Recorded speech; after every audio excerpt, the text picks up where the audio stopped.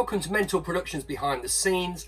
I'm Chris O'Regan, and in this episode we're going to be looking at the movie franchise Bill and Ted.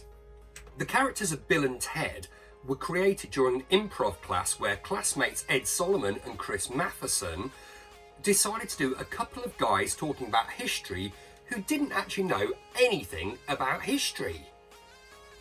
The script was written by hand in just 4 days during meetings between Solomon and Matheson that they had in a couple of local coffee shops. Bill and Ted's Excellent Adventure was produced on a $10 million budget and made over $40 million, which is around $83 million in today's money. The iconic phone box was very nearly a van. In Solomon and Matheson's original script, it was a 1969 Chevy van, but during rewrites of the script for Warner Brothers, who were interested in picking up the film, they were concerned that the van was a little bit too much similar to Back to the Future's DeLorean. Because of that, director Stephen Herrick came up with the idea of a phone box.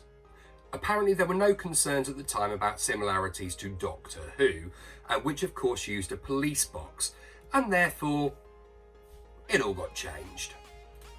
The phone box that was used as a time machine was actually given away by Nintendo Power Magazine in 1991 to help promote the new Bill and Ted computer game. It was won by Kenneth Grayson, who had it installed in his bedroom. Can you imagine that? Having a time machine in your bedroom? Probably just as well it wasn't a van. That would have been really difficult to get in there, to be fair. Bill, Ted and Bob too? Let's just say that again. Bill, Ted, and Bob too. Yes, originally the characters were conceived in Solomon and Matheson's improv class as being 3 of them. But the guy who played Bob was not really enthusiastic. The other 2 were, so basically they got rid of Bob. Anybody miss Bob? Bob? Bob? Bob? No, I don't think Bob was particularly missed in Bill and Ted. I think that works quite nicely. Actually, Bill and Ted were also originally written as geeky 14-year-olds, but once Reeves and Winters were cast, they looked a little bit too cool, so the characters were rewritten.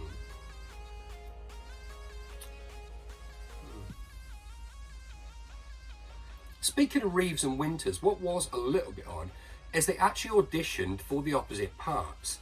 And they didn't know until they arrived on set for filming that they'd been cast in the opposite parts to what they'd actually applied for.